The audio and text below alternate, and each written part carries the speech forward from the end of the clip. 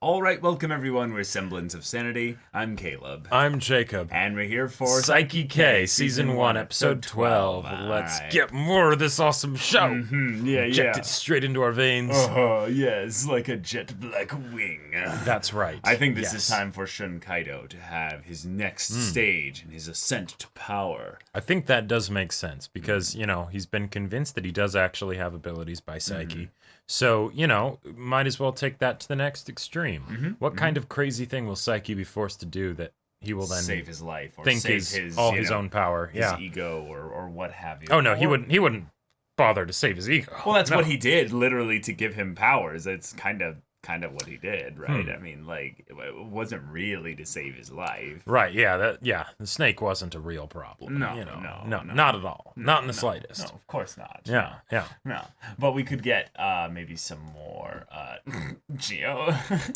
I am always... Because she met Teruhashi, She did. And the two of them had their little stare down.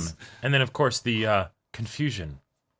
Both having some very different ideas of who the other likes. And I can't wait to see that just cause even more chaos. Yeah, same. So, y'all, without further ado, let's get into this. All right, everyone, now be sure to go check out the reaction portion of the video in the description below, then come back here for the discussion. Judgment lights up.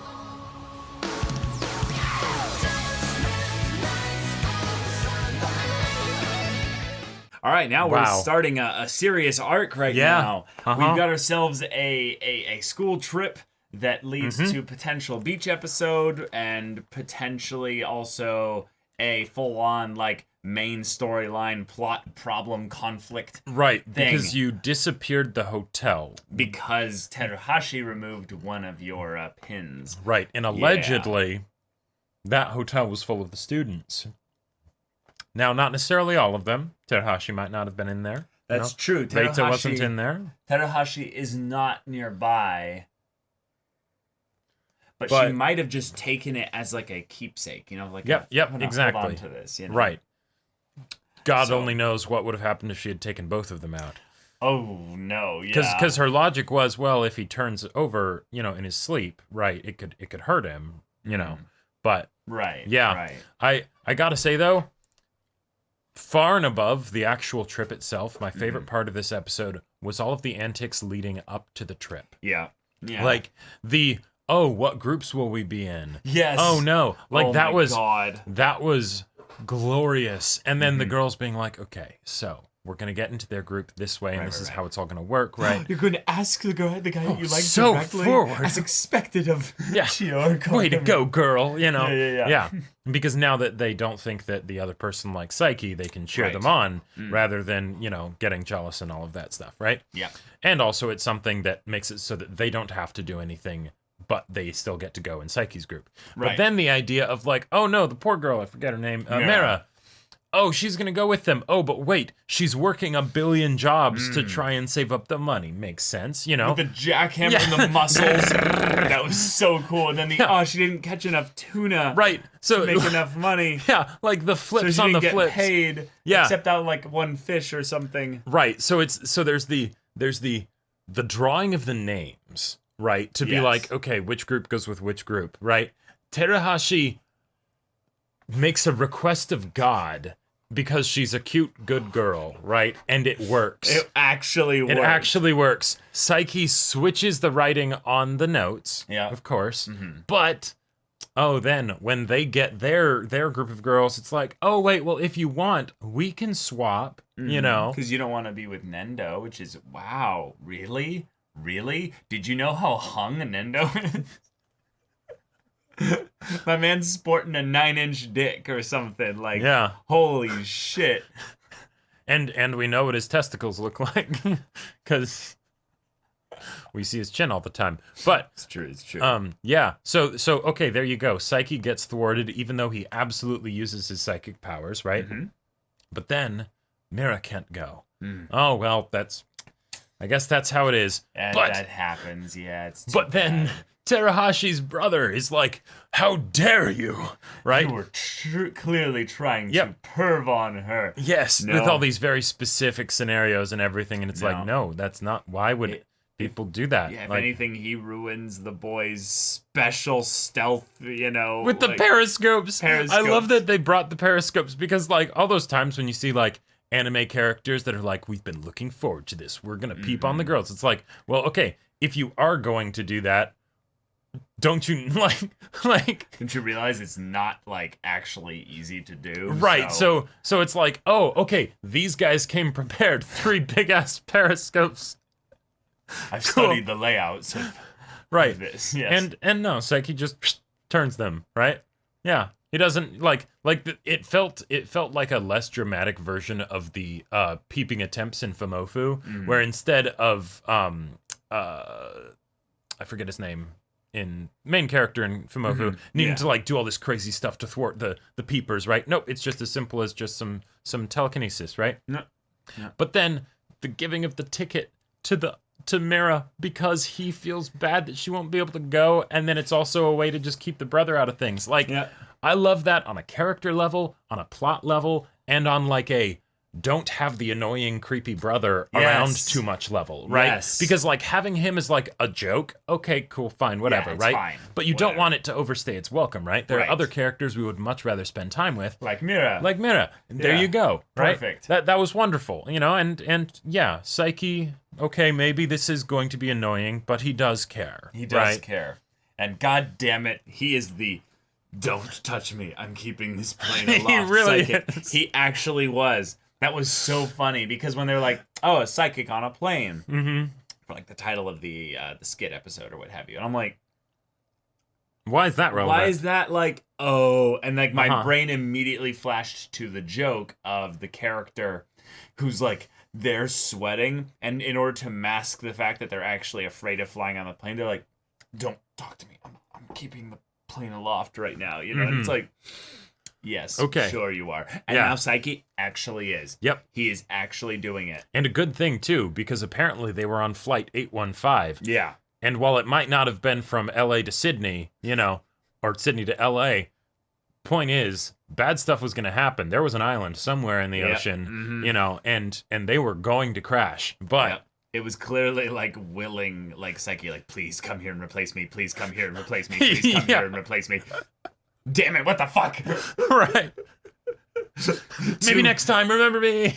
2 gods, pulling like all the strings in their respective areas, and it's like he's like, yada yada. Who the fuck is trying to Yeah. And then like the fact that the show just decides to reference that, and not even just the show, right? That would have been something that the mangaka decided to reference. It's like, yes, wonderful. Right. I love it.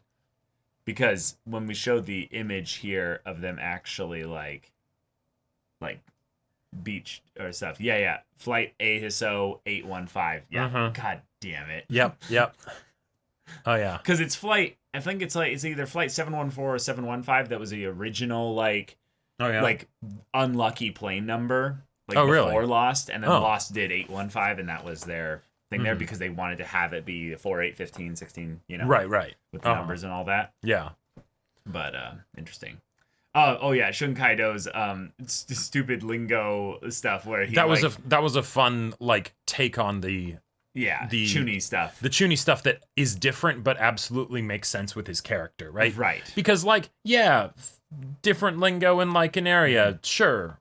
And why not? And even though he is really cute in that he was excited that Teruhashi wanted to learn from him of the stuff there, because he went overboard with it because of his Chuny stuff there, in some ways they kind of used him as the butt of the joke of he learns about the culture of the area that he's going for there, but because he doesn't realize the wisdom in temperance, he ends up getting scammed by the snake oil salesman, who is a person that you could have basically been prepared for if you actually learned about the culture of the place you were going to. And the idea that they got cucked of, oh hey, here's a mongoose versus a viper fight. Animal fighting, like I mean, if I saw something that was advertising that, I would absolutely go and watch it.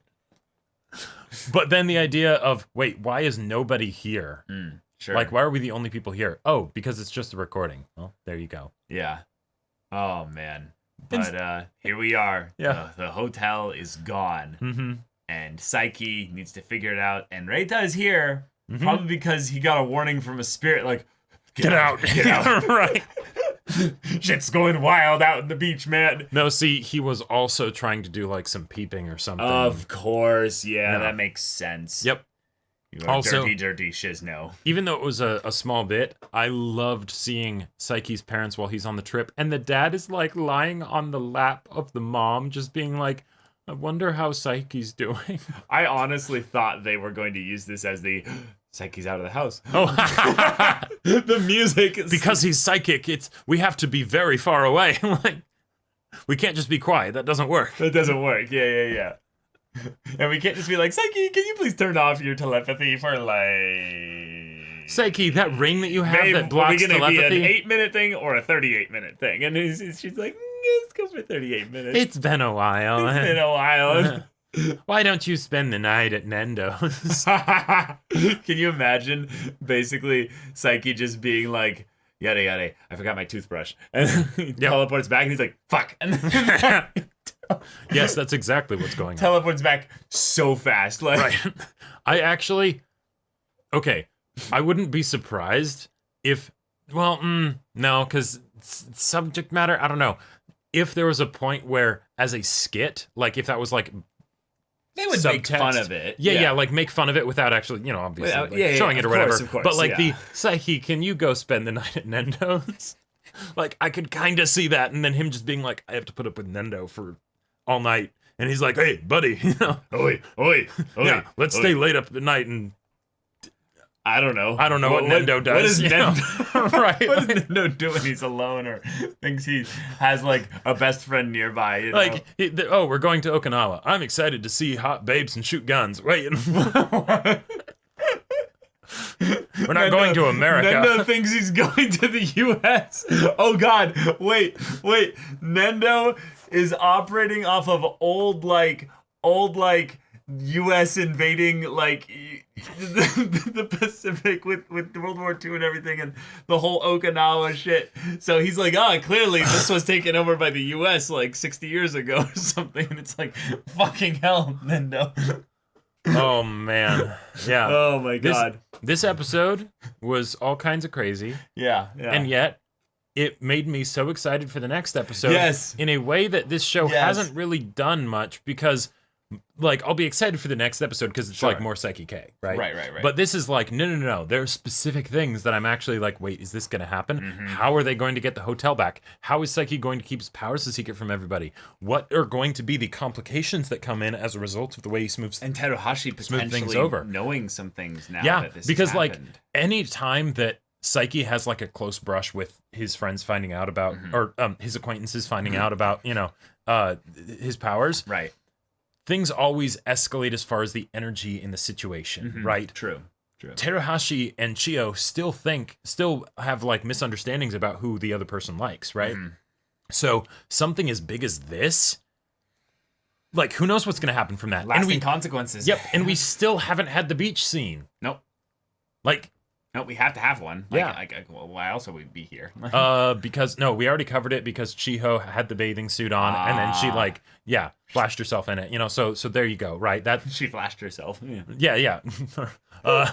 She flashed Teruhashi. Shippers go wild. Right. Well, that was actually kind of a funny quick thing of just like her going up to Kaido and forgetting like, oh shit, yeah, that's right, I did this. Like that would be great. Yeah. That'd be great. But y'all, thank you so much for watching this episode's reaction and discussion. If you want to see the next episode's reaction and discussion right now, though, go check out the link in the description below. For our Patreon, you can get an early access there. You can watch full-length timer reactions there, and all this comes with Discord access. You can chat with us in the community there about this show, about anime in general, and also be sure to check out our Twitch channel. We stream every weekday. The info's in the description. Yeah, so if that interests you, we'll see you there. But until then, we're Semblance of Sanity. I'm Caleb. I'm Jacob. And we'll see you all next time.